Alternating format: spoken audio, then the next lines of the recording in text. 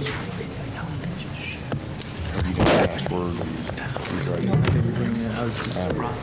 was so grimy, I barely got the crud off my hands. I got off. We have kids in our building through tomorrow. You're not out of school yet? Oh my gosh.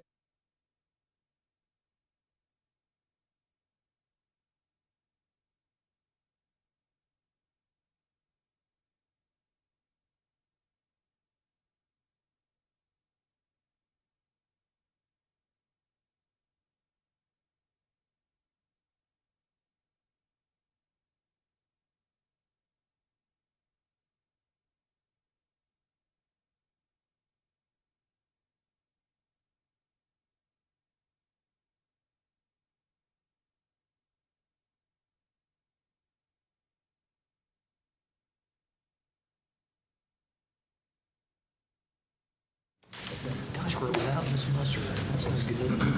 She's in Boston. I know, she's traveling. Where's my agenda? You want mine? Okay. Golly. Get him on board. Good evening, everyone. I'd like to welcome everyone to the May 28th meeting of the Joplin Schools Board of Education. I had to ask Ms. Pat to give us a roll call. Deborah Gould. Here? Sheriff Dermott. Here.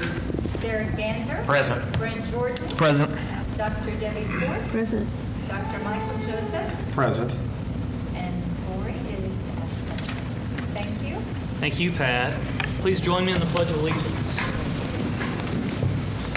I pledge allegiance To the flag of the United States of America and to the republic for which it stands, one nation, under God, indivisible, with liberty and justice for all.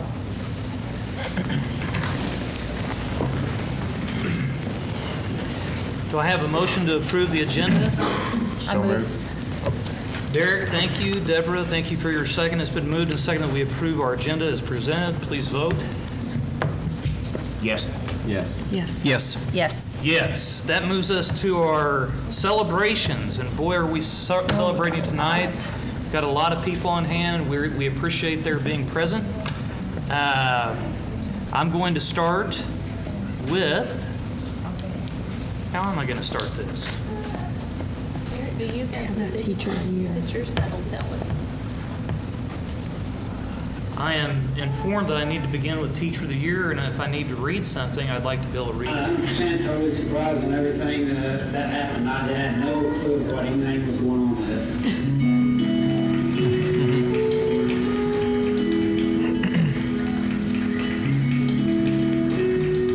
He did not know what was going on.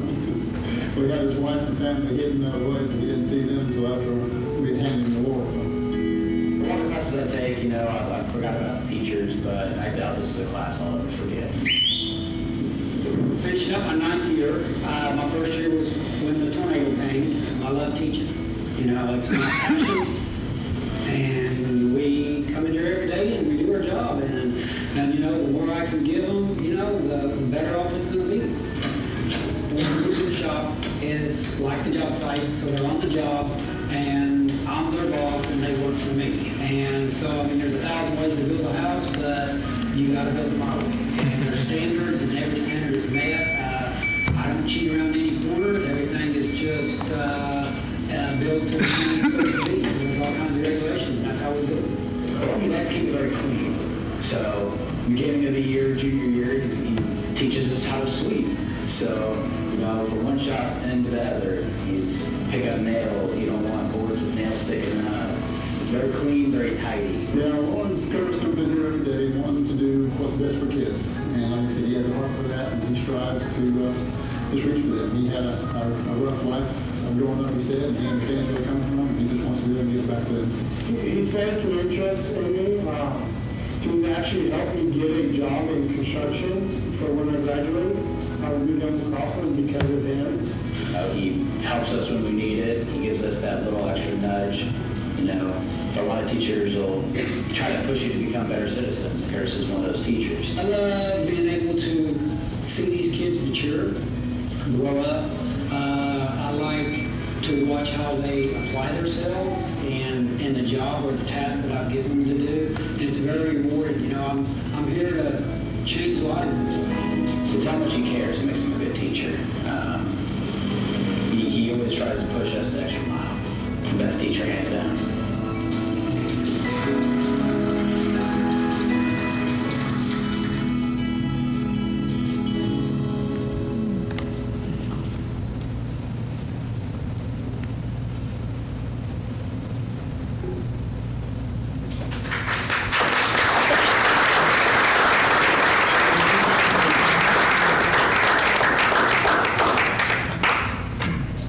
I'm not really sure how to proceed here, so I'm just going to wing it. So I know that Gloria Turner is here this evening from the Joplin Schools Foundation Board, and we're happy to have her. I know that she has a material role to play in awarding our annual Teacher of the Year awards. And so I'm going to let her award Mr. Curtis with his Teacher of the Year. Mr. Curtis, we appreciate what you've done. Your film here is great. It tells us a lot about you.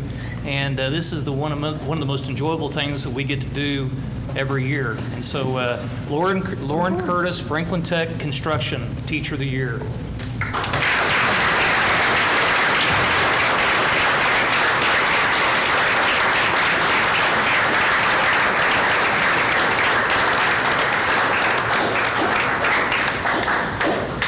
I'm honored to be here tonight representing the Foundation Board.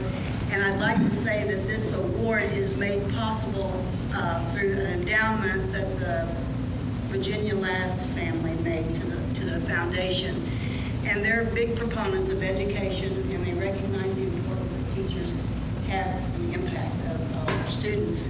And so they made this endowment to the foundation with the instructions that each year we would honor an outstanding teacher. And so I'm pleased on behalf of the Lass family and the foundation to award you this check for $500.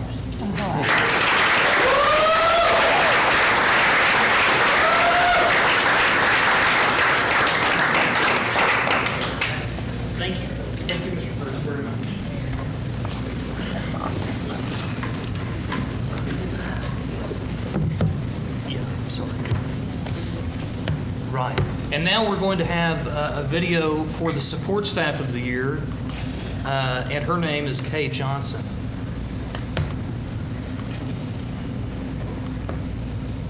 You know, everything that's going on, Miss Kay knows about, and they surprised me. My family surprised me. They had them hidden as well.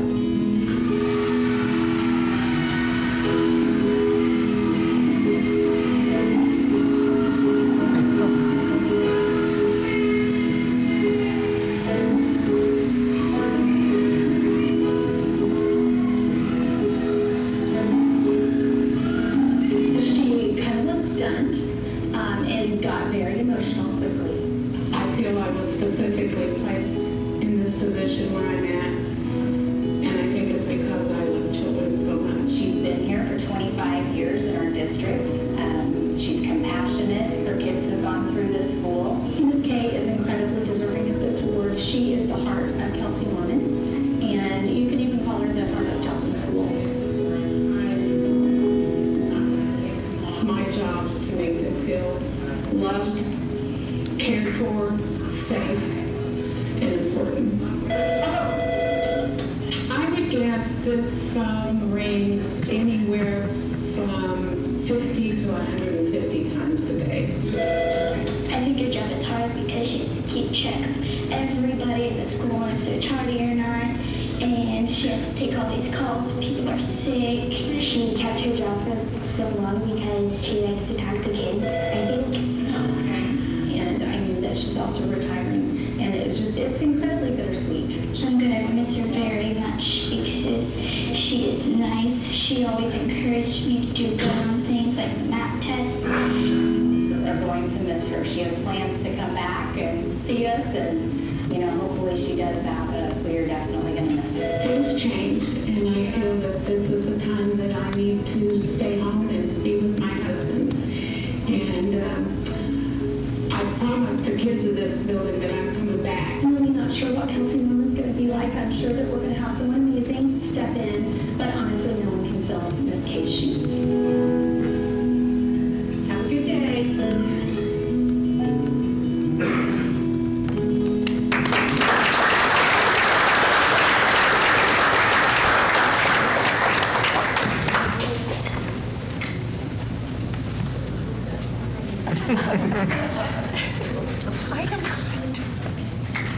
Okay, well, 3 of my grandkids have had Miss K. She's wiped their noses, put Band-Aids on their skin knees and everything. And this award goes to the outstanding support staff of the district. And so the award is made possible through the foundation. And we know it's a small representation of what you've done through the years, but we're pleased to show our gratitude and present you with a check of $500.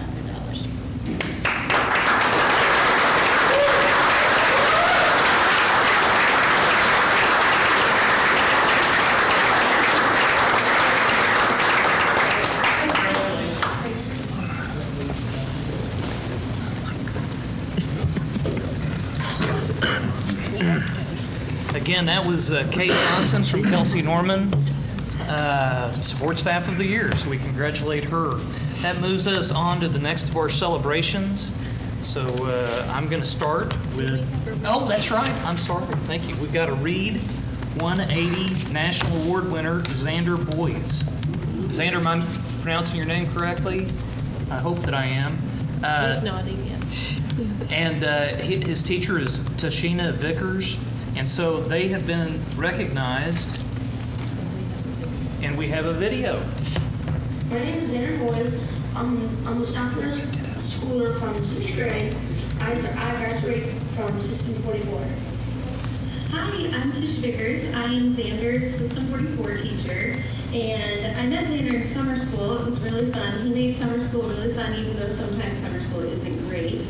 And he came in every day super excited to be there, and he worked really hard the whole time, and was always very respectful to me, and I enjoyed every day when he walked in my class. And so I was really excited when I found out he was going to be in my class this fall.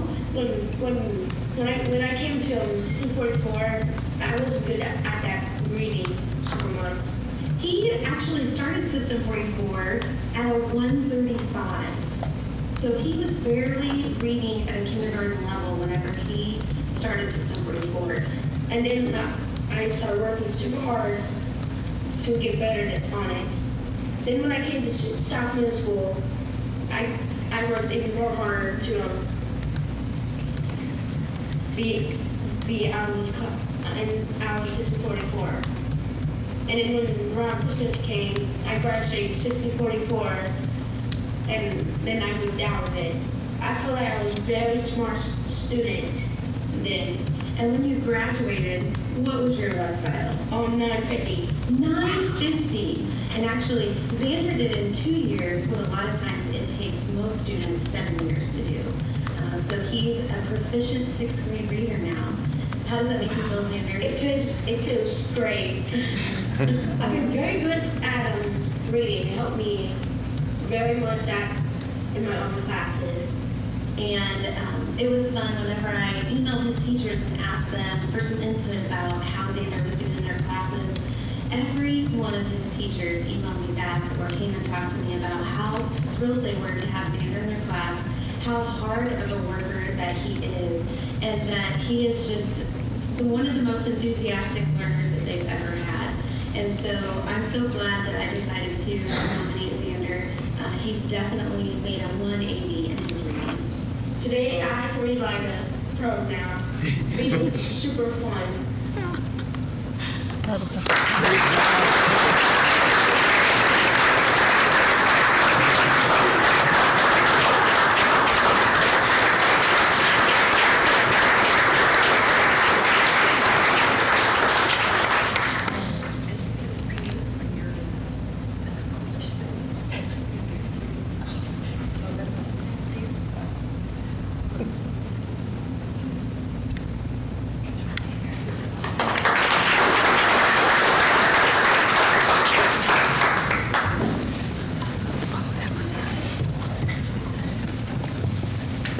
Great job, Xander.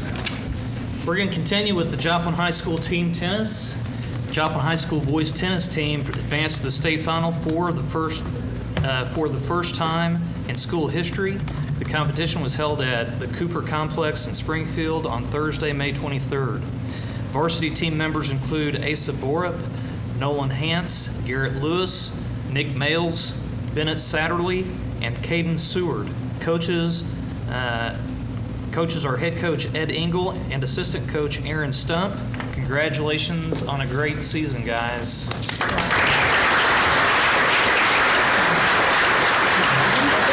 up and be recognized. Come on. I see you on the back row. Stand up. There we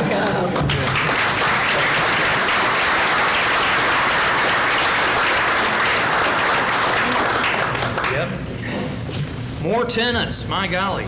Garrett Lewis earned the 2019 All-State recognition by finishing in 7th place in Class 2 MSH SAA singles tennis. Garrett also broke the state record for wins in a season by finishing 36-4. Congratulations, Garrett. Come on.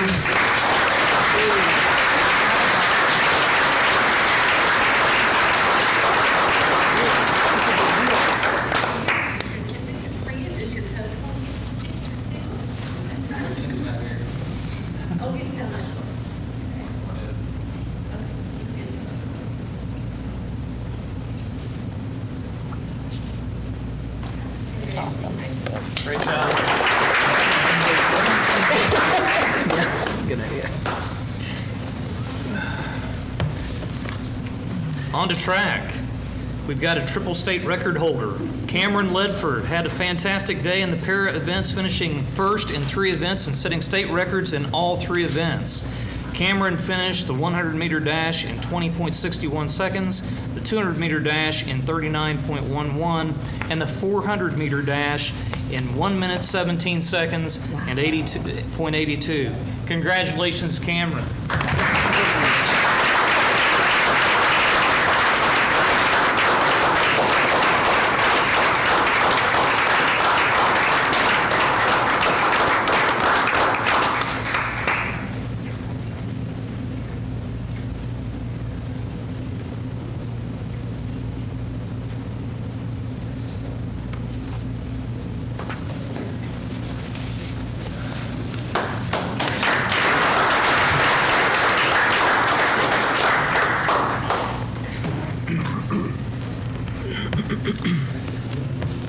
Sticking with track and field, Joplin High School track qualified 17 student athletes for the MSH SAA Class 5 State Track and Field Championships held in Columbia on Saturday, May 25th.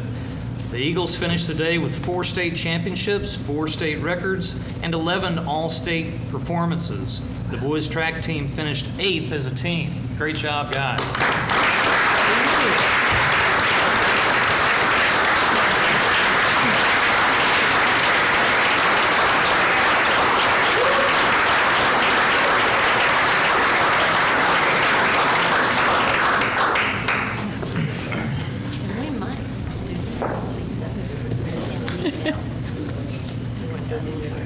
My superintendent is telling me I get to do all these other things in conjunction with this. So while you're taking pictures, I'm going to talk about some of these guys that are here and how nifty they all are. So in javelin, the Eagles continued their success in the boys' javelin. Zach Westmoreland won the event with an all-class state record toss of 194.6. Isaiah Davis placed 3rd with a throw of 176.4. Great job, Isaiah. We've got some certificates to award to several of you, so just bear in mind here, I'm going to keep reading. Zach Westmoreland showed his versatility, finishing in 6th place in the boys' long jump with a jump of 22 feet 4 inches. Dylan Weimer placed 7th in the boys' shot put with a throw of 50 feet 4 inches. Micah Bruggeman came away with 2 all-state finishes. Micah placed 3rd in the 800-meter run with a time of 1 minute 55 seconds, .72, and 6th in the 1600-meter run with a time of 4:19.6. Micah is only a sophomore, so we expect more from Micah in the near future, buddy. So, Deron Morgan earned an all-state selection by finishing in 7th place with the boys' 200-meter run. Nathan Glades finished 8th in the 300-meter hurdles with a time of 40.6. So Dr. Moss will announce her certificates as she gets up there, I hope. All right, so for those that are here tonight, I realize not the whole group is here, but we have Zach Westmoreland, Isaiah Davis,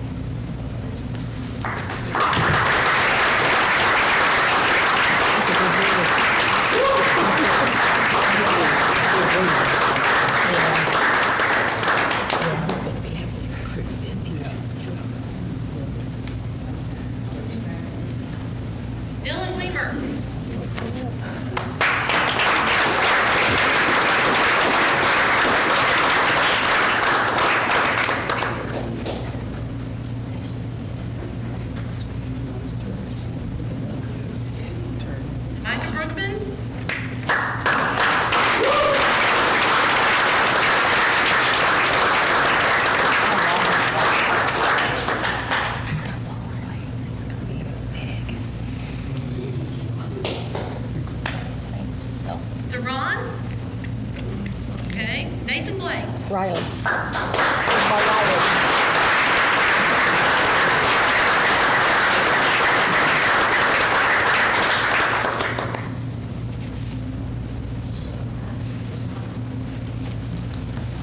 And then we'll see that the other two get their certificates.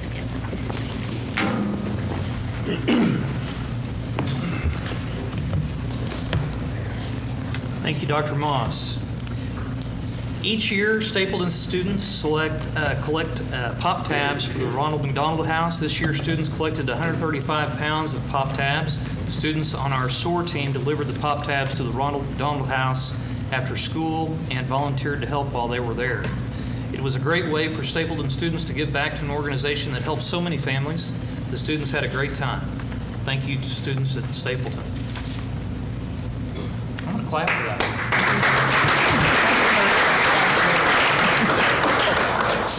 First graders serving others. Columbia Elementary first graders took a field trip in early May to help out the Joplin community. The students stopped by the Ronald McDonald House to deliver 6 bags of Pop Tabs for the organization's recycling program. The money raised from the Pop Tabs goes to assist with lodging costs for families with sick children. The first graders also visited Silver Creek Nursing Home, where the residents were delighted to have students read and color with them. Great job, kids.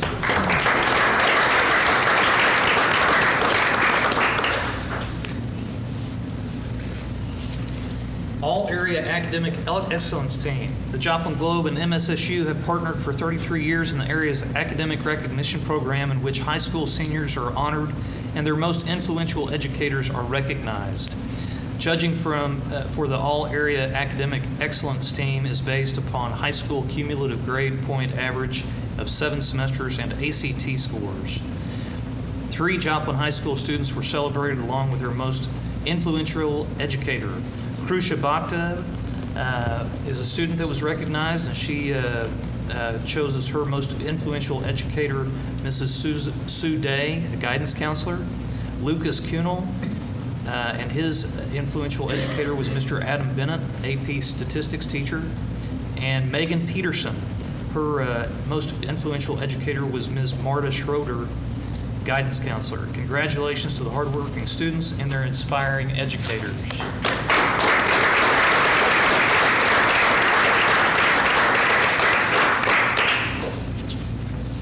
Joplin High School 2019 graduation. A standing room only crowd celebrated with Joplin High School 2019 graduates who walked across the stage at MSSU's Leggett and Platt Athletic Center to receive their diplomas on Sunday, May 19th. Senior speakers were Lucas Kunel, Phoebe Watson, and Krusha Bhakta. These students achieved the district's highest academic honor, summa cum laude. The ceremony was filled with well wishes, fond reminiscences, and a challenge for seniors to continue developing their talents and skills and to use them to do good things. JHS Class of 2019, you will be missed. Congratulations.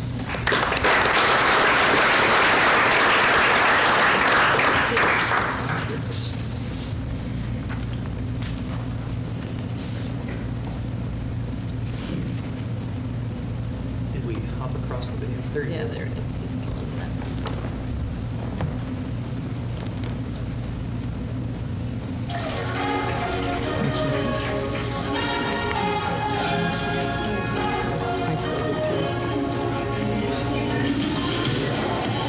The beginning is where the seniors get to come and walk through their elementary school. This is like coming back home. I think by seeing us come here and, show them what the, the end of the road kind of looks like for schooling, it just gives them something to look forward to. Some little boy in the back. I didn't see that before. It was cool because they got to just revisit everything that they did as a kid. I thought it was kind of cool because everybody was clapping for them and they were smiling and having fun with it.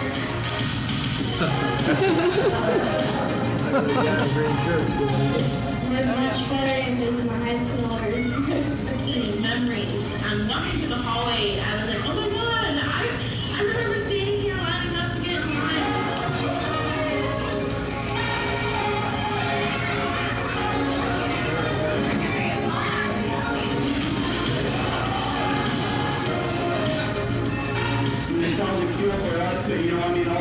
it's fun to see. I mean, I know a couple of these kids out here. I know it's important to complete school because it will help you with anything like your career that you want to do later on in life. I learned that it's important to like finish school and like persevere with it and really commit and do your best. I'd like to come back here whenever I'm in high school and I'm graduating so I can have the same experience that they did.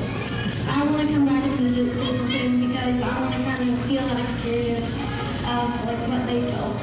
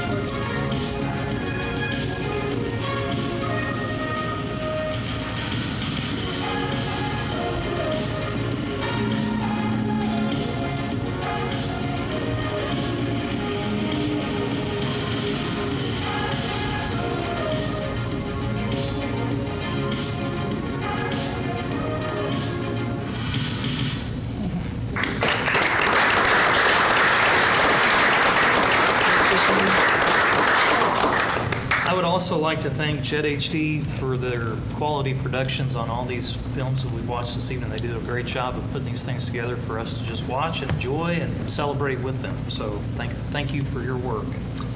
So that brings us to the committee reports. Sharon, could you let the audience know that it's okay to leave now if they wanted to? Yeah, that might be. You can leave. I can't believe it. Golly. You mean they don't want to stay for the rest of the riveting board meeting? This is called an exodus. Because of massive. Well, Dr. George, there's a lot of people who died on the concert.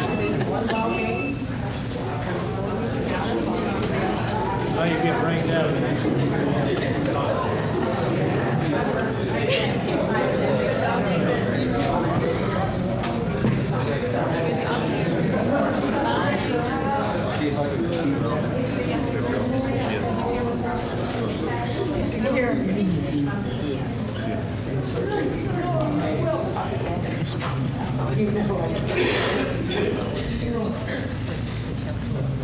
James, have a good one, bud. Thank you. Thank you. Continuing with our meeting, that gets us to the Board of Education Finance, Salary, and Benefits Committee. Brent or Dr. Joseph, do either of you have anything you might offer on that one? That was the day, I did not attend that. That was the day that we were in lockdown because of the tornadoes and. I was there, and I can tell you that what came of that meeting will be discussed later in this meeting. And so Dr. Langford and other members of our administration kind of discussed some of the changes that we're making to our salary schedules, and we'll see those in a few minutes, and it was a very productive meeting. So the Safety Committee, Dr. Cicetta was kind enough to provide notes to us, and that's down to Dr. Fort and me, because Lori's not here. Doctor, you're awesome. You're on. Harry Cicetta is awesome. So we discussed continuing radios again, looking at cloud-based radios, perhaps now. Cloud-based cameras. Radios, we're looking at 4 different vendors, including models of Motorola and Kenwood. Kenzie Bader continues to do her safety project. She's working with Sarah Mwangi and the Girl Scouts. Jet TV is also getting involved in that, and she will present a plan to us on July 25th. We are considering developing, in conjunction with the City of Joplin, a crossing guard handbook, and we're reviewing apps for safety, and they are looking at lockdown, building safe, and quick access. And at July 25th meeting, we'll also have presentations on those. Thank you, Dr. Ford. I can tell you, as a safety committee member, that's a busy meeting every time we meet. We talk about a lot of things. It's a good group. Long-term facilities planning committee. That's myself and Brent. I can defer to you, and I'll add to it. Or? Okay. The facilities committee had what it intended to be was a wrap-up meeting, and during that meeting, we discovered that we had additional work that we wanted done. And in that meeting, we want to make sure that before any decision is made with respect to any facilities that are part of the Joplin school system, that we have full transparency, all the information we can possibly have and collect for purposes of determining what's best going forward. And so there's a lot of passion from our community that we hear about concerning facilities, particularly those in neighborhoods that people have been around for a long period of time. And I can assure the public that that facilities committee is working hard to try to present what is best for the Joplin schools in an independent fashion and in a way that hopefully everybody can support. There have been no decisions made. We know that we have existing issues at Columbia. We see problems on the east side of Columbia where the foundation is faltering some. On the south side of the building, it's pulling away ever so slightly. We've been assured by engineers that they're safe to be in, but these items need to be fixed. We also know that our safe room, which is on the west side of the building, has settled. And we have identified through new maps that we've received from Missouri Southern State University that there appear to be additional mine shafts around that facility, which present additional concerns. So that's what's there. Am I missing anything? I would just reiterate that it's just step one of a many-step process. The board delegated authority to create a committee, and that's where we're at on that. I'm sorry, Brent. No. There is is it a 4 or 5 member committee that is going to? Right. It's a 5-member committee that's going to present publicly to this board. I believe next month is the goal. We'd initially hoped it would be tonight, but that proved to be not possible. And we look forward to hearing what their recommendations may be. Yeah. And I'll just add that towards the end of our last meeting, we broke up into a couple of groups and had a pros and a cons type of a work session, and it brought out a lot of interesting information where there were several different options that committee members had proposed throughout the last couple of weeks, and then those were put on a sheet of paper, and what are the pros of this, what are the cons, and it just brought up a lot of conversation, and it's neat being a part of the committee to see all the different ideas come together and clash, and so I'm anxious to see what they bring to us next month, for sure. And I will say, again, there is a tremendous amount of interest from our community, understandably, concerning that particular committee. And I encourage our community to continue to email me, to email our board members, to email our administrators what their thoughts and concerns are. And I would encourage, whatever those may be, support them with basis for your opinions, because I can assure you, whatever's done within the Joplin School District, we hope that the end decision is an easy decision, and that an easy decision is made when we're fully informed of the decisions that we make. So that's my 2 cents. And I know that a lot of our board members have not been a part of those, and some board members have expressed concern to me about that. I can assure my fellow board members there was no conspiracy there. The idea was just to get a few members of our community from around Joplin. I'm on the committee and Brenda's on the committee because we were officers at the time the committee was formed, and for no other reason. So it's an informative thing, but hopefully all of us will be fully informed at our next meeting, and nobody will have missed anything. So, Sheriff, the committee at large will not meet again, then, is that correct? It's down to a presentation committee? you know, Doctor, I think that our committee at large may meet again. I'm not sure of that, but I know that the committee, the 5-person committee, which I would call a subcommittee, is charged with responsibility for presenting the ideas of that group as a whole. And so if they do that following email correspondence or a formal meeting, I don't know. That's not part of what I'm doing on the committee. Do you know, Doctor? The group at large that attended that meeting selected the subcommittee. I'm certainly open to either scenario. Yeah. Okay. I think it's just important that we get an unbiased, fully informed report is what we're looking for. So if I have parents that are reaching out to me in favor of the neighborhood school concept, I refer them on to you, and then you can refer them on to this other subcommittee Yeah, to I'm hear going to their get points? bombarded probably Okay. with emails. I think that my thought is that I would like for those folks to hear. I think I would actually forward whatever they received, whatever they want to provide me to that committee is what I might do. But I don't believe there's anybody on that committee who opposes a neighborhood school.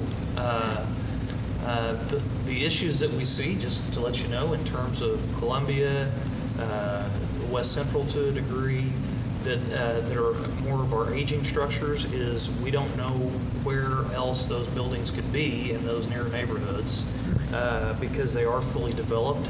Some folks in the community have told me that they consider those areas urban. I'm not sure that they meet the definition of urban in my mind, but I appreciate why they would say that. And so that has added restrictions that you may not experience on them.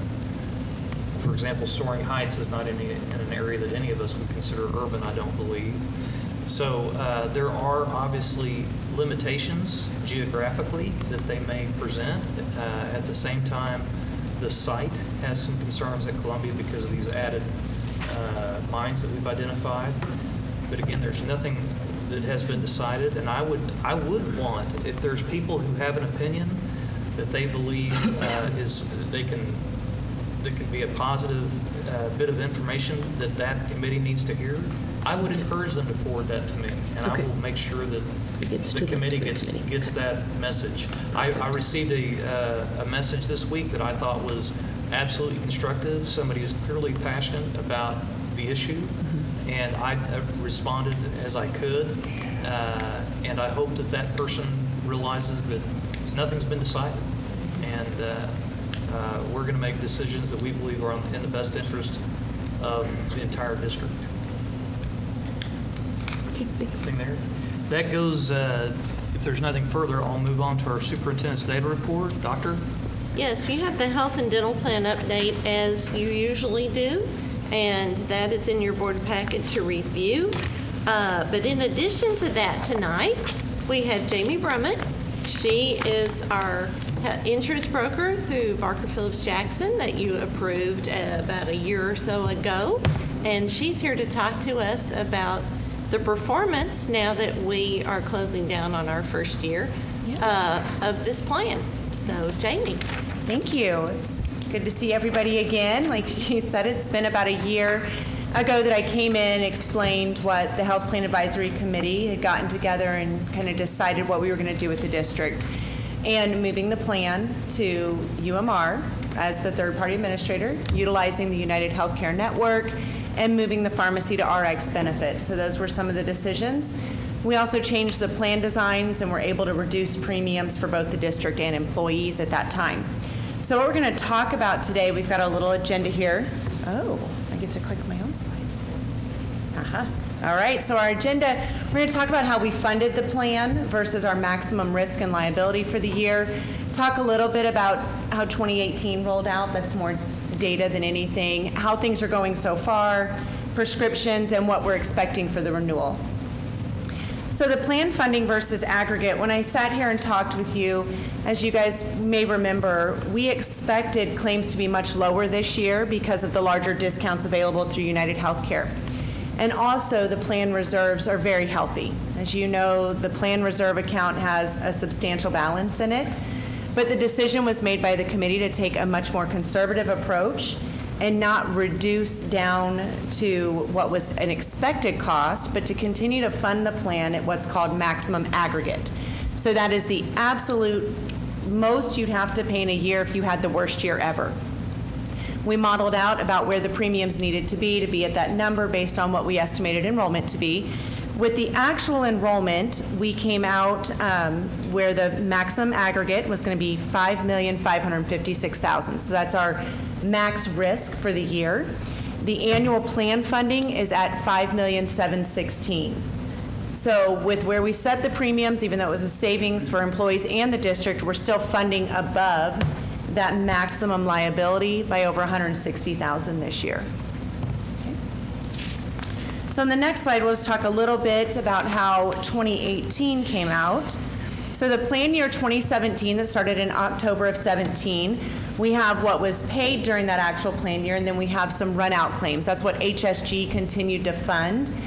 And we're not going to go through this in a lot of detail, but this gives you the numbers. And when you look at this, this is a year's worth of claims paid over a 19-month period. And those total claims have been $5.6 million. The big thing here is with HSG, the average discount was 56%. So the savings were not as substantial as you're going to see they are this year. And we were not getting as large a rebate checks as we're seeing this year from MedTrack. So even given those factors, we're still overfunding what that max liability would have been for last year. So I just want to show you guys, as far as financials go, we're in a really good position. The next page, you guys all have this, is what's happened so far. So since moving to UMR and RX benefits, the 2018-19 claims, we've had billed almost $6 million. $5.9 million in claims have been billed. The allowed amount has been 1.9, so about $2 million. The member copays, so we changed some of the copay structures and deductible structures for them this year, resulted in the plan paying $1.4 million in medical and $850,000 in prescription, so a total of $2.2. So we're doing very well for 7 months into the year. Just as we expected, the savings with UMR has been 67% off of bill charges. Okay, so we're seeing a much more substantial, as you noted, with HSG and the direct contract. It averaged 56. We're at 67% this year. So we're seeing those savings that are right at where we expected them to be, and even better in a lot of situations. Now, in the prescriptions, I wanted to get just a little more detail on this, because your prescriptions, when we look at it on a per month basis, your costs are a little bit higher this year than they were last year. But I've dug into that, and you can see below, actually, part of our goal with the Health Plan Advisory Committee was to cover more dependents. The plan cost was so high that a lot of dependents couldn't afford to be on the plan. We actually added over 100 prescriptions each month because the number of members went up so significantly versus previous years. So there's actually more prescriptions being filled, so that's part of the prescription cost. And a couple other things to point out. We've got some new prescriptions to the market. When these new prescriptions come out, they can be incredibly expensive. So I wanted to point out of note specifically for this year, we have one member filling a prescription at $10,000 a month. It's been filled once so far. The first month was in April. We have another member filling a prescription that is $15,649 a month, and that one has been filled 3 times. Okay, so these are for various reasons. Some of these new drugs to market are chemotherapy drugs that they would typically go see a physician, have chemotherapy, oncology, all of those costs, and instead they have this prescription that they're getting through your prescription drug program. So some of that is cost shift from the medical side, but some of it is just prescription cost. The positive thing is, again, we expected our rebates to be much more substantial than MedTrack, which was about $33,000 a quarter. The fourth quarter rebate was $94,000, and first quarter rebate is $117,000. So we're delivering on everything that we were expecting. When I came and met with you, our projected rebate was $90,000, so we have surpassed that both of the months, or both the quarters that we've looked at. Okay. Right. And I just want to discuss the renewal. So we don't have our renewal yet for the health plan for next year. We should get that on June 22nd. What we'll see with the renewal is going to be the stop loss. So that's the numbers that we'll see. Our aggregate claims are running very well. And for the most part, our high-cost claimants are running well. The problem is we have 2 very recent, very high-cost claimants. Okay? We're not quite sure how that's going to impact our renewal yet because, again, things are running very well overall, but we do anticipate it will impact it some. But I wanted to remind you, with our stop-loss contract for this plan year, 2 of the things I built into it, we built no new lasers, which means they can't carve out one of these high-cost members and say, hey, your risk is going to be much higher than everybody else's. That's a laser. That's where they say our risk per person is $200,000, but for member X, it's going to be $500 because of their condition. They are not allowed to do that with your stop-loss contract that we put in place, so that protects the district. The other thing that we did is we put in a rate cap. So part of our contract was that the stop-loss rates would go up by no more than 50%. You could have the worst year ever, and they cannot go up by more than 50%. So having that in place, your stop-loss cost this year is $321,000. So of that $5.7 million, $321 is stop-loss. The most that could go up to for next year would be $481. So it's not much of an increase when we look at the overall plan cost, and we're not anticipating to hit the max, but I wanted to share that information with you guys because we don't have those numbers yet, but I wanted you to know that it's looking very well for how your claims are running. As we met with the HPAC last week, we're not anticipating having to take any action on premiums for the upcoming year. With how strong the reserves are, how well the plan is performing, I believe we'll be able to keep rates exactly where they are this year. Do you guys have any? It's a fantastic report from my perspective. Does anybody have any questions for Ms. Berman? Questions, comments? Thank you for coming this evening. All right, thank you. Well, Thank you. Good job. Thank you so much. Thank you. She delivered what she said they would. Yep.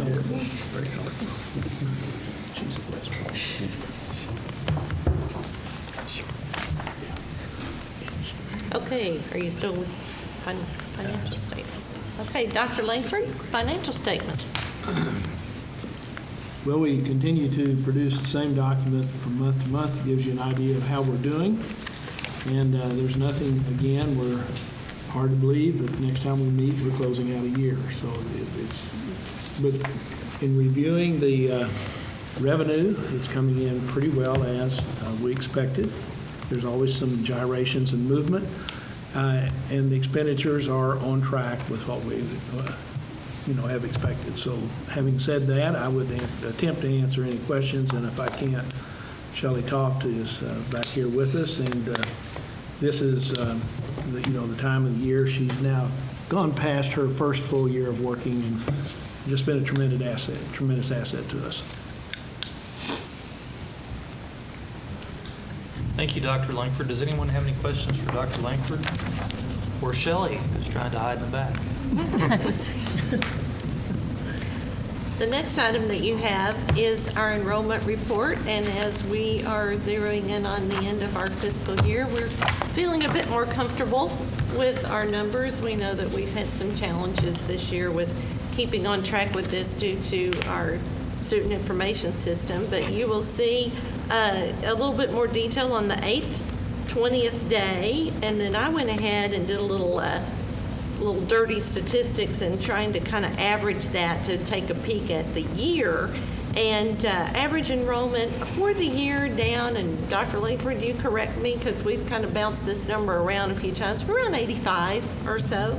And then what's of more concern to me than that is looking at our average daily attendance, and you see it broken out by campus, but also then in total. And again, when I applied that same averaging, we're around 1% down on our average daily attendance, and our goal is to improve that number. So hopefully with the new student information system and those reports generating more efficiently each month, then our efforts on each campus can show us some more fruit than what we did this year. And then the second page is a breakdown of each of our schools, as well as for our elementary. It's quite easy to put in our student-teacher ratios.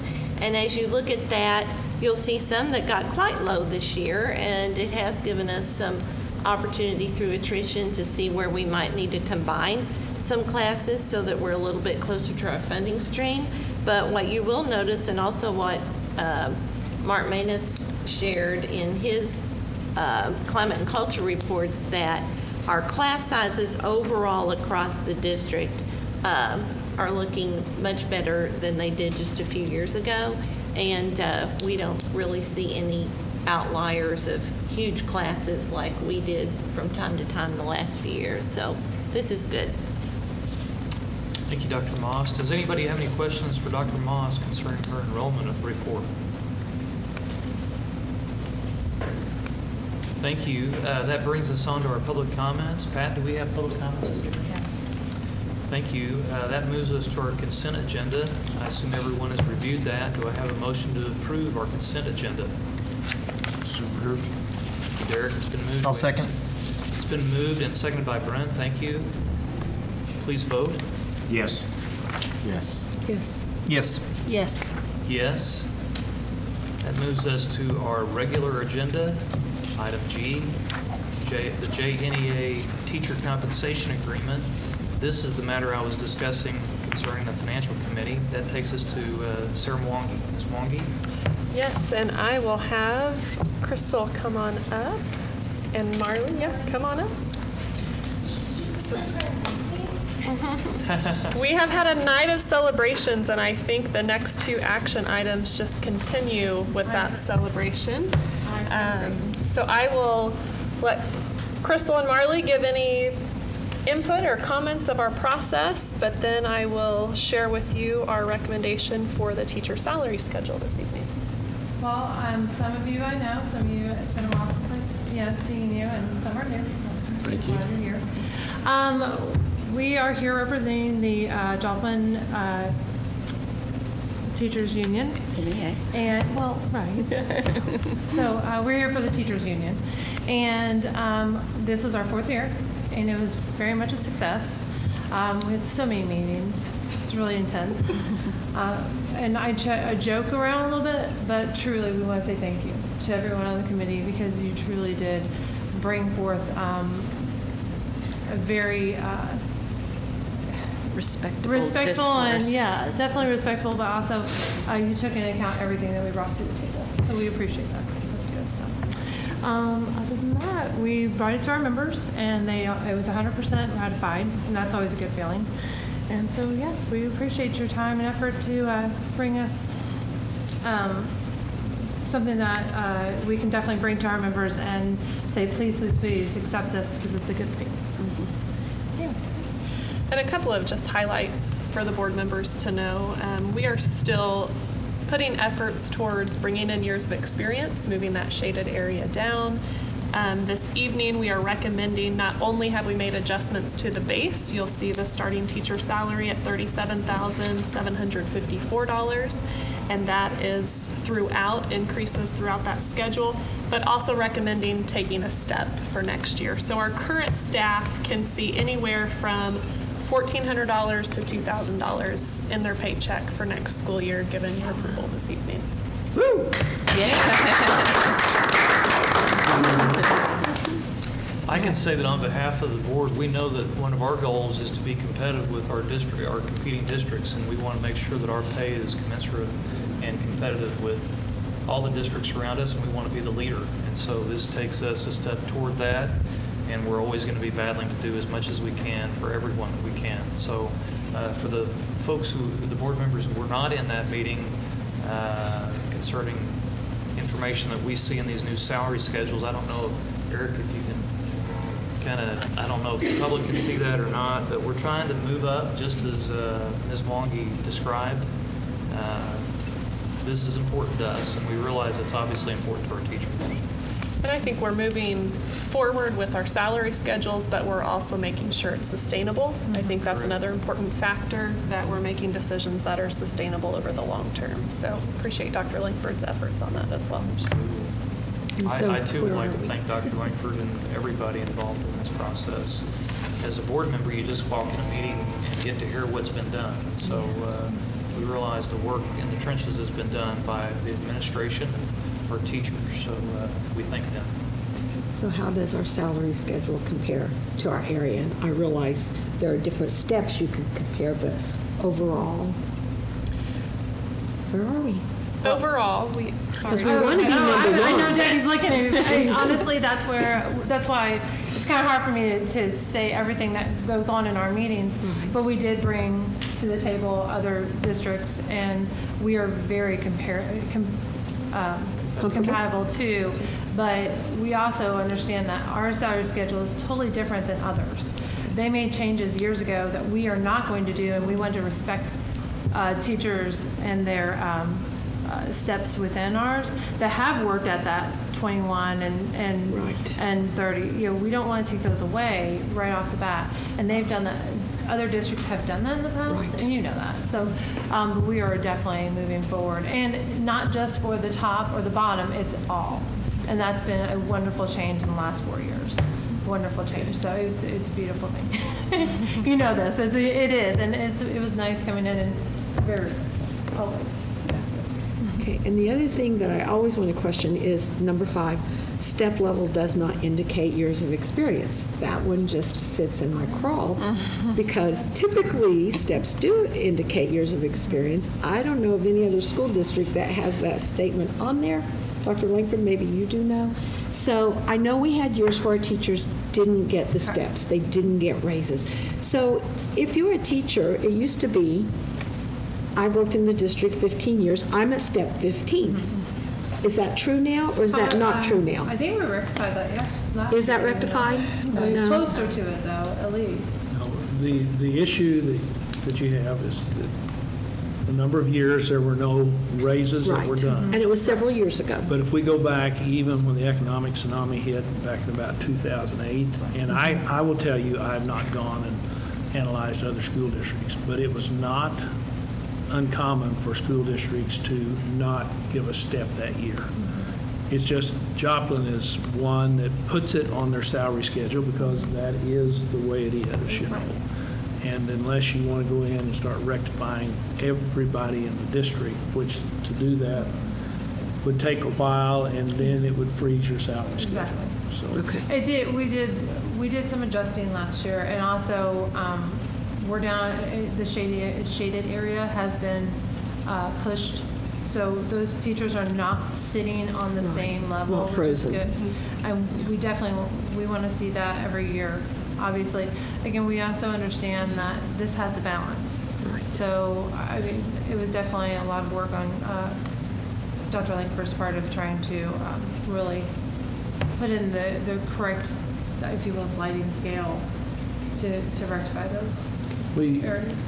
An index years ago seemed to be a good thing, but what happens, you get the top end to where it takes all the money to fund the top end, and then your bottom end, your beginning salary suffers. And so what we've done is we've got about 6 steps in there where we massage just a little bit, and so you get increments, and then if you're on 7 through 11 and what have you. So we started that 2 years ago, massaging that to help get those at the mid-level and the upper level, because the salary schedule was disadvantaged both at the beginning and at the top.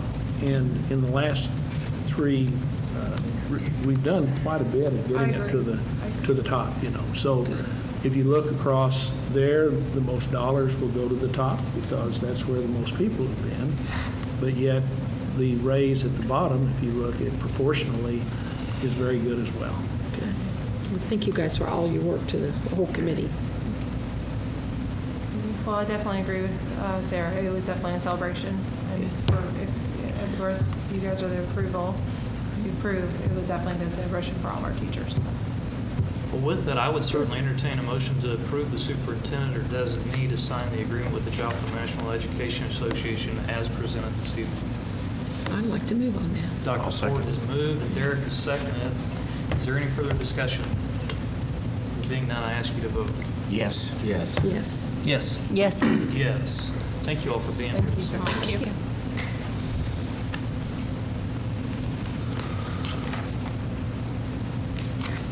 That takes us to the salary schedules, excluding JESP. Dr. Langford and Ms. Mwangi. Yes, so the teachers were brought to you for the first item, but one thing that we're very proud of in Joplin schools is that we take care of all of our staff. And so with this is your salary schedules, excluding the JNEA that we just had in JESP. We'll be bringing that next week for our meeting. So what you see here is increases for the different positions. There are quite a few because this will be the salary schedules for all of them. I do want to point out, Dr. Langford and I worked together to condense some of our salary schedules that had the exact same pay to reduce some confusion and papers floating around. So you will see a difference this year on the special services, the student services. We put several of those together, tried to clean that up for you, so it's one schedule for you to look at versus 3 or 4. There are different increases throughout here, but consistent with what we're seeing across the board, giving everybody a nice increase. You will also see on the aid schedule with the minimum wage law, we are being strategic about how we're doing some of those increases on there to prepare for that. And we're sitting very good with where that will come out in the next couple of years. So I would entertain any questions you have, but you will see the monetary increase per step, and we have members all receiving a very, very nice increase given your approval this evening. Sarah, did you mention anything about substitute teachers? Yes. Oh, yes. How could I forget? That's a big one. You will also see substitute teachers on there this evening. We're recommending moving their pay up from $80 a day to $90 a day. That will also be something that they would be very appreciative of. That process, this summer I met with them and got their feedback, and of course there were 2 big items that came from them. One was a pay and their substitute rate they have not seen in a very, very long time, as well as some training feedback that they were giving me. So that is something that they are anxious to hear the results of tonight. I've had a few phone calls and told them nothing is board approved, but I'm very optimistic offering the recommendation for tonight of moving to $90 a day. So you might again touch on the schedules that are on this action. The different groups, yes. We have support staff schedules. You'll see a group increase there. Support staff not currently placed on the schedule, so those are ones that we've been working on that the past couple of years. There's only like 12 of Yeah, those a people handful. in the district that are not on salary schedules. And you'll see those positions included on your action item. Extracurricular activity stipends, that is again trying to improve those. We started that process a couple of years ago. And the support personnel administrator and superintendent increases per contract, as well as the substitute teacher pay. I would move that we approve the attached salary schedules, the operation of salary schedules, and the increases for employees not currently placed on the salary schedule. I'll second that, Brent. I have one question. Thank you, Brent. Thank you, Derek. It's been moved and seconded, and Dr. Ford has a question. Do we have any trouble attracting RNs? Our salaries look very attractive. The only one that looks maybe not quite there is RN, but are we okay on school nurses? We are It's a fully trade-off. staffed on school nurses. It is something with a few different positions, honestly, that we continue to look at. This will definitely help with our nurses. If you compare with other districts, we have done that, and Dr. Langford can comment on that as well. Can we compete with hospitals and bonuses? No. So a piece of this is also considering what kind of RN we would be marketing to. We see a lot of RNs who want the same schedule as their kids. They're off in the summers, so that is definitely a perk, but depending on what market you compare it to would depend on what that brings, but this will definitely help in that amount. Thank you. Does anybody else have any additional questions concerning this motion? Please vote. Yes. Yes. Yes. Yes. Yes. Thank you, Ms. Wangi and Dr. Langford, for your work on that. That moves us to our accounts payable, Dr. Langford. So if you would take a look at the accounts payable, we could have generated you 296 pages of all the bills that were listed, which I don't know that you want to look at that many. But again, if we go back to the finance that we've looked at, now these bills, the accounts payable, are not reflected in that financial statement, or all of it. Part of them are, because we crossed the end of the calendar year, or the calendar month, and then we move into the current month that we're now in. This particular bill cycle had 3 big payments in it. If you look at a year ago, we're about $3.5 million, but that's because we had one more payment as far as our accounts payable were concerned. Significant. The major thing that we pay are salaries, and that's always the big thing. But feel, again, very comfortable that we are operating within our budget, and that when we end up the year, we're going to end up in good shape, which is critically important as you attempt to make long-range decisions about closing the gaps in some areas that I think everyone agrees need to be closed. So I'd recommend that you approve the financial statement here, or not the accounts payable list, and the bills that are attached, and we'll be glad to try to answer any questions you might have. Thank you, Doctor. Does anybody have any questions for Dr. Langford? Do I have a motion to approve payment of our accounts payable? So moved. Thank you, Derek. Is there a second? Second.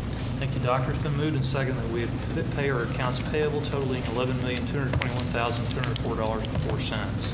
Please vote. Yes. Yes. Yes. Yes. Yes. Yes.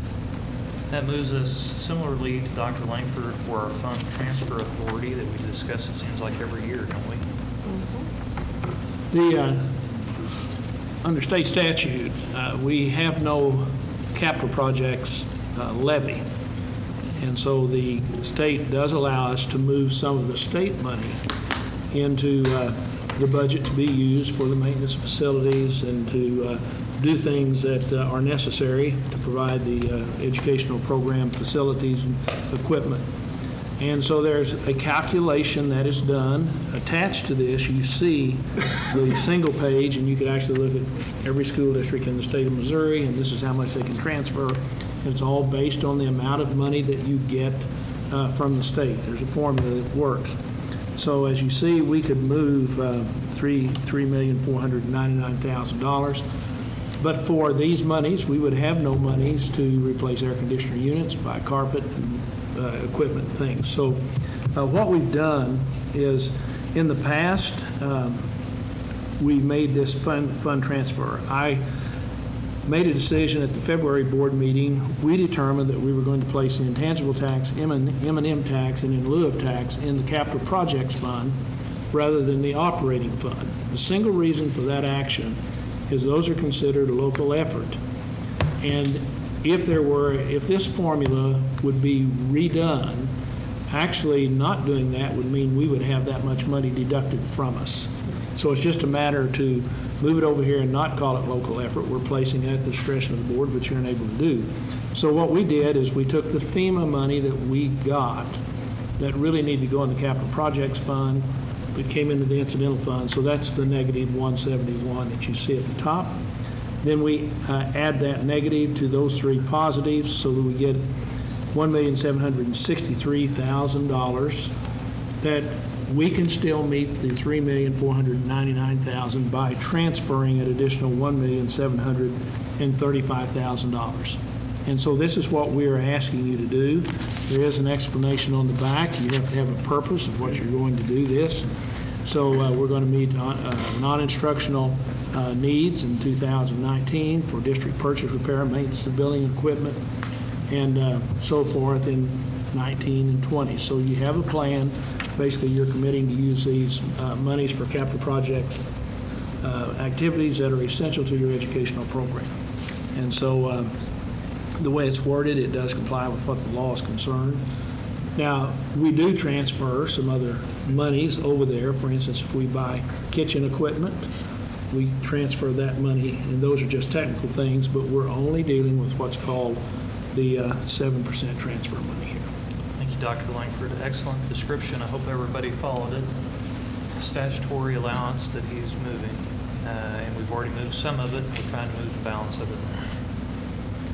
Well, we actually have not moved any yet. We've placed some other funds that, and our recommendation is, we could have placed those funds and still moved $3,499,000. And our recommendation is that we reduce our total transfer allowance by that amount because that's what we're trying to get. Gotcha. Do we have a motion to approve this transfer? So moved. Thank you, Derek. It's been moved. Do we have a second? Second. Thank you, Doctor. It's been moved and seconded that we approve the total allowable transfer authority from the incidental fund to the capital projects fund as described above in the document that we have before us for the capital project specified at the estimated expenditure date. All those in favor, please vote, or actually just vote. Yes. Yes. Yes. Yes. Yes. Thank you, Doctor, and thank you, board members. Now we are to our change order numbers 4 for the remodel of this building for the Adult Technology Center. Dr. Saketa. Hi, Dave. Dave and Chad are here. We're winding down this project. In fact, Dave's crew has been moving in the folks from Missouri Southern, and it's going really well. They're coming up here and getting their offices and their classrooms, their labs all set up, and they're going to be ready to go here before too long. So we appreciate all the work that Dave's folks have done, and they've done a great job with that. We encountered 3 things that we need to talk to you about, and Chad will give you a little more insight on the surgical light as well as Dave. That's kind of an interesting project that we've had to deal with here. Those lights. And so sometimes when you do remodels, you find things behind the walls or in cracks or crevices or closets that maybe could have been done a little differently the first time, right? So they're going to talk to you about that as well. And before they speak, I just want to, this is one of the buildings that facilities committee has actually inspected and seen all the changes that have been going on here, and they're fantastic and amazing. It's good to see this building getting continued and expanded use. So, sorry, I just wanted to insert that. That's something I didn't mention earlier. Not a problem. It has been a fantastic project. We bring to you 3 items tonight that are additional change orders that are needed. The first is some additional carpeted floor tile.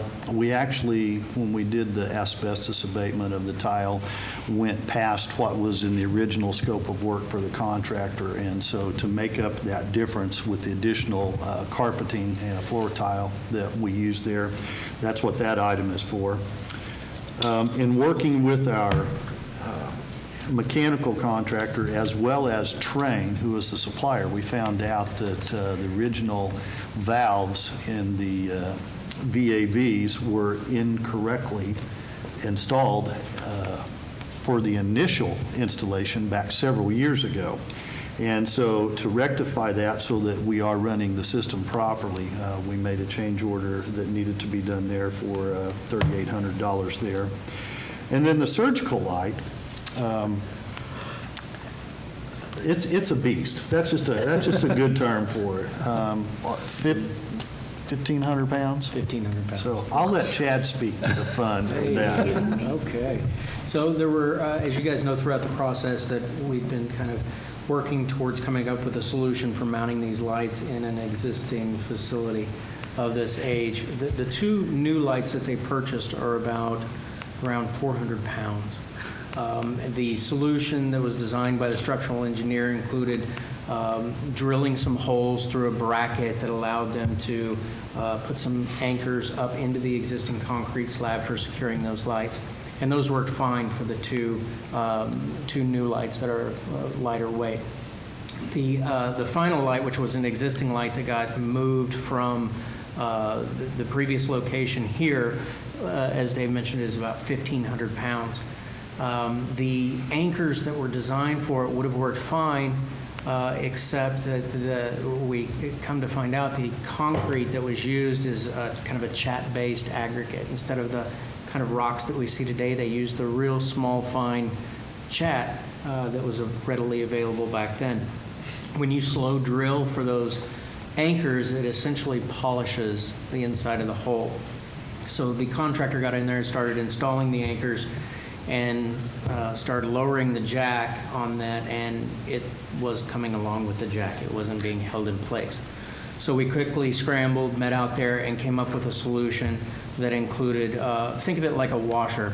So from the top side, we included a new steel plate with rods that came down to securely fasten this. At 1,500 pounds, we want to make sure it stays in place. So that was the solution there, and it was kind of a quick solution that is going to be very effective for a long-term solution. So we're bringing to you tonight a total of change order 004 of $7,326. And this will leave our contingency at almost $34,000, right? $33,872. Do I have a motion to approve this change order? So moved. Thank you, Derek. Is there a second? I'll second.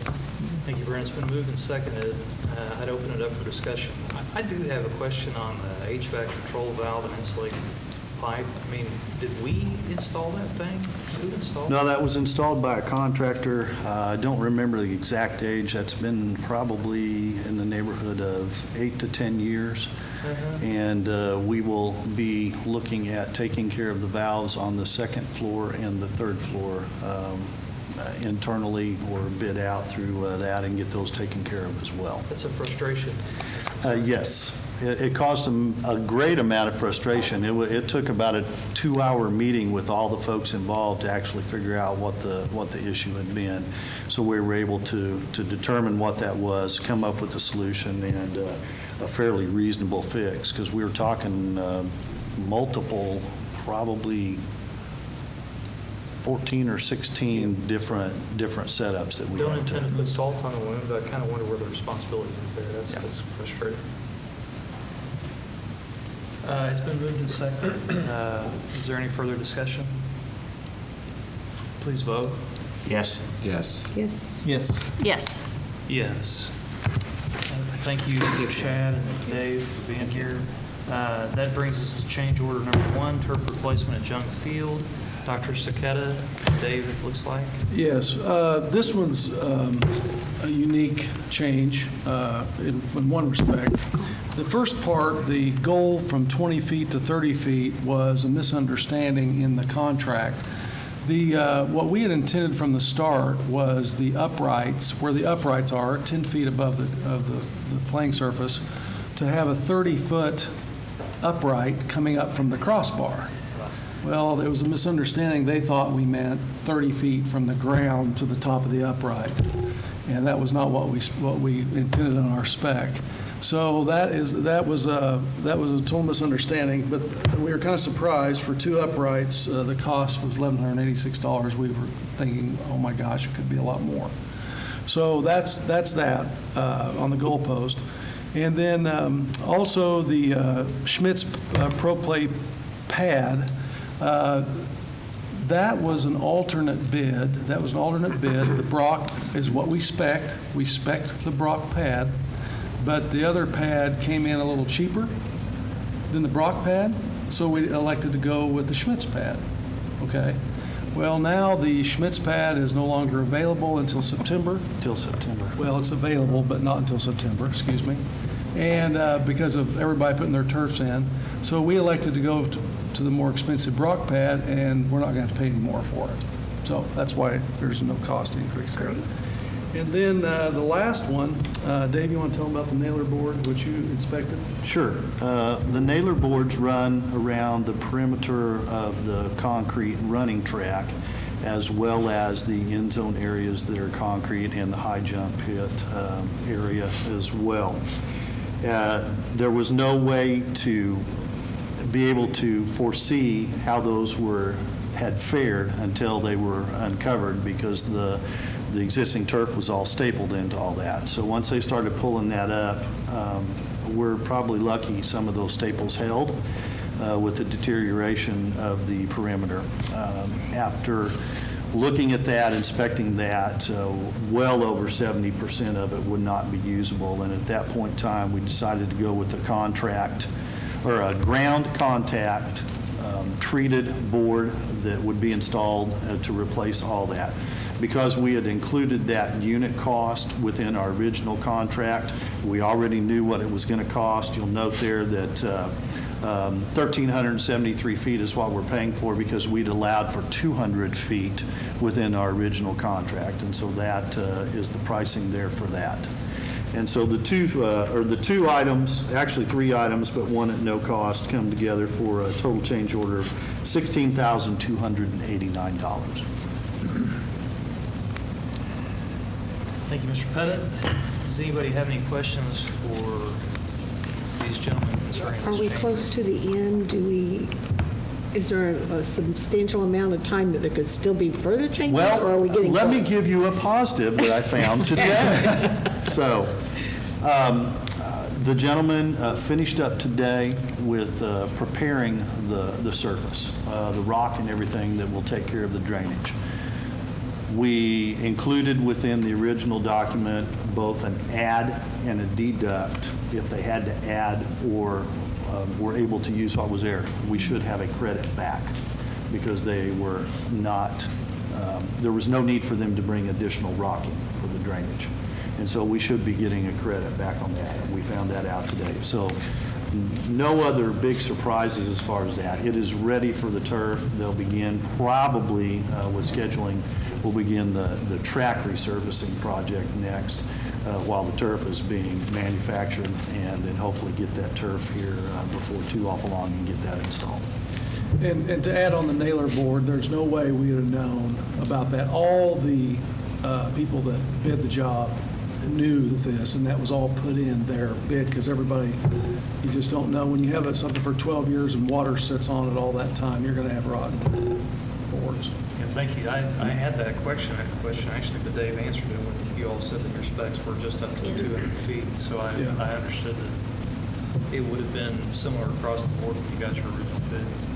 This isn't just a treated lumber. Is it a special nailer board? Or? It is not, but we did make sure that the treated material that they used was ground contact rated with what went back in, so that we could avoid this in the future.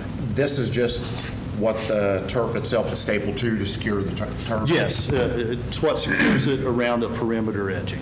Is it a plastic? No, it's not a composite material. It's an actual treated, ACQ treated board. Okay. I would move that we approve and execute Mid-America Sports Construction Change Order number 1. I'll second that. Thank you, Brent. Thank you, Derek. It's been moved and seconded that we approve this change order. There being no further discussion, please vote. Yes. Yes. Yes. Yes. Yes. Yes. That moves us to the purchase of LED light fixtures for 4 elementary schools. Dr. Saketa will stay with you. We, in the last couple of years, we've tried to put in options for us in our capital outlay budget to be able to at least address one school at a time. And we kind of waited long enough to get for the technology to kind of catch up, and it became a little more affordable than to do just one school. We might be able to do more than one in 1 year based on with all the other projects we have. So Dave's going to tell you a little bit about how we bid this project so that lighting, actually the fixtures and the installation are 2 separate bids to try to get the best price possible. And so, go ahead, Dave. Sure. We decided to bid the 2 pieces separately. That's not always the best idea, but in this particular case, it was to our advantage to cut out any middleman so that we were able to, because of the quantity of fixtures that we were going to purchase, put that out for bid and get some substantial savings for the district. And so we bid just shy of 1,500 fixtures that will go in those 4 schools that are listed there. We tested out a few at Cecil, Floyd to make sure that we liked how they are. One of the best things that we were able to come up with is that we were able to identify and specify a 10-year warranty on these fixtures, so which is substantial over the course of time. We also were able to, in these 4 schools, do a reduction in the amount of fixtures. So we have fewer fixtures going in than what we're taking out because of the quality of the LED light and the way that we're able to do that with a 5K light. And so we're bringing to you tonight, recommending the purchase from CED and Joplin, 1,470 4x2s and 25 2x2 5K LED fixtures for $171,925. For the record, those elementary schools are Cecil, Floyd, Kelsey, Norman, Jefferson, and Eastmore. Do we have a motion to approve this request? Thank you, Derek. It's been moved. Is there a second? Second. Thank you, Mike. It's been moved and seconded that we approve the purchase of these LED lights, which should affect our electric rates. Yes. I'm going to get to that. Yeah. So, That's the goal. Please vote. Yes. Yes. Yes. Yes. Yes. Yes. So that brings us to the installation of those LED lights at the same schools. Dr. Saketa and Mr. Pettit. Okay. We received 5 bids for the installation. We actually broke it down by school in case we found that we did not feel comfortable enough with being able to do all 4 schools at one time. But in looking at the totals and the reasonableness of the bids, that we were able to procure that installation of the said fixtures that you just voted on for $67,695, or $66,425 from Bill's Electric. And so we're recommending that be approved, and our plan is to take care of all 4 of those schools this summer. Good news for those schools and our electric bills. So you want to look your best when you go into those schools next fall. I might see Bill's Electric get it. And then to go along with that, I'm hoping we have, do you have, he's got a sheet that will actually put it into dollars and cents for you? Dave, I'm going to stop you, so we'll take action. Do I have a motion to approve this installation? Eric? Is there a second? I was Pick a staring at dab. We Dr. finally Ford, pick a so it's dab. Dr. Ford's second. Please vote. Yes. Yes. Yes. Yes. Yes. And yes, Dave, we're back. Okay, now that you've approved that, this is an easier sell. Well, maybe you wanted to do that. What we're wanting to point out, the total of the project is $242,950 for the purchase of the lights and the installation. We are already putting together the rebate, which takes place June 1st, and so we are turning in that paperwork We anticipate a reduction of that cost by a rebate of $30,470.30, which will bring our total of the project to $212,479.70, with a simple payback of 6.8 years on a 10-year warranty fixture.